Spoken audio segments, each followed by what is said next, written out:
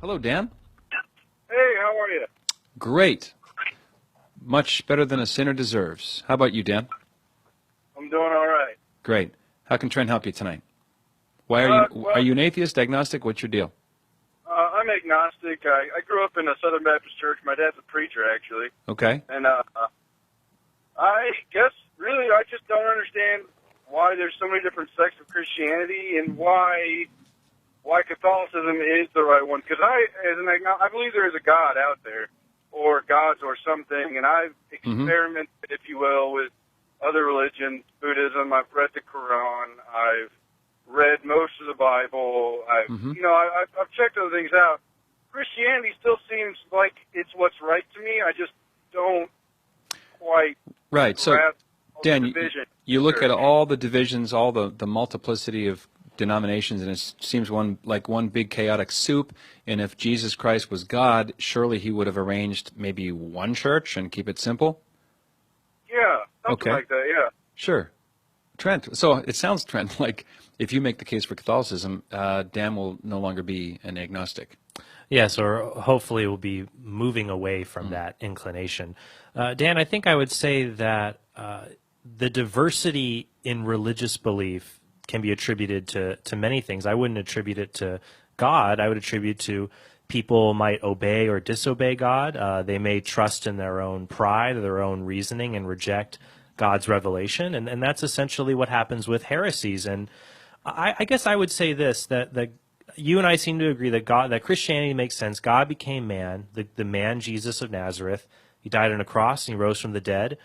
But as he promises us in the Gospel of John, I would say that Jesus didn't leave us as orphans.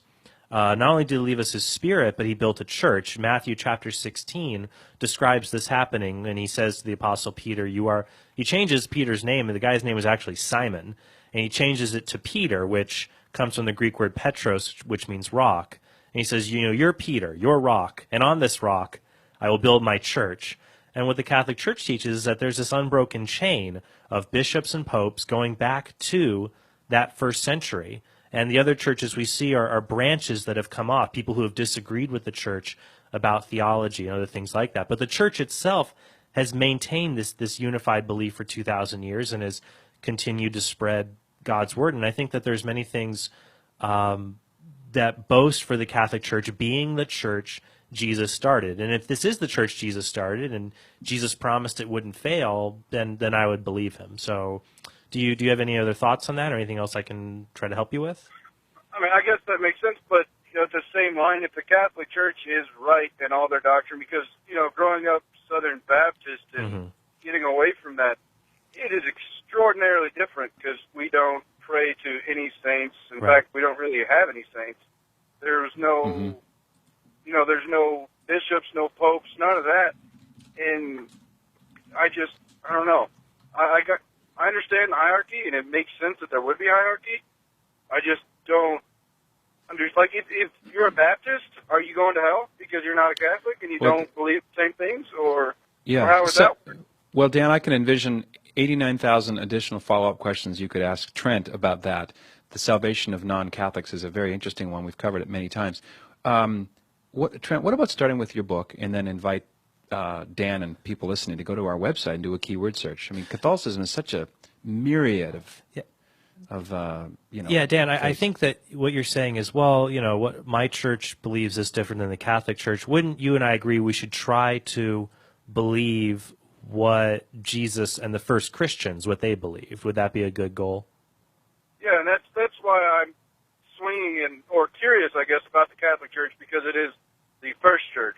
Mm-hmm. Yeah, that is a good question you can ask. You can actually Google this question and see a neat chart about it. It's called Who Started Your Church? I believe John Salza actually came up with this, but other people have put together lists. You can see the different times in history in the 19th century and the 16th century. Different churches are started by Martin Luther or Calvin or John Smith or Joseph Smith, Mary Baker Eddy, but only the Catholic Church can say there's an unbroken chain that goes back to Jesus Christ himself, and that has retained the valid authority for all the bishops, including the Bishop of Rome, who's the Pope. So if you want to, you can go to our website, Catholic.com, and you can search for tracts, search for church fathers, and you can read what the very first Christians, people like Justin Martyr, Saint Irenaeus, these are the first generations of Christians, what they believed, and you'll find, Dan, that they believed very closely to what Catholics today believe. They believe that the Eucharist is the real physical presence of Jesus Christ. They believe that baptism isn't a symbol. Baptism really regenerates and saves us from sin. They believed there should be priests and bishops, and one bishop is preeminent among them. That would be the Pope, the Bishop of Rome. So go to our website, Catholic.com, and just search for Church Fathers, First Christians. And yeah, just keep looking and feel free to call back. We'd enjoy hearing from you again. Hope that's a help, Dan.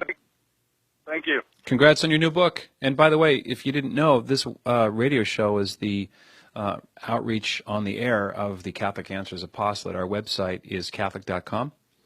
And you'd be most welcome to chime in, do a keyword search, and call back whenever you want, Dan. We'll ship the book off as soon as we can.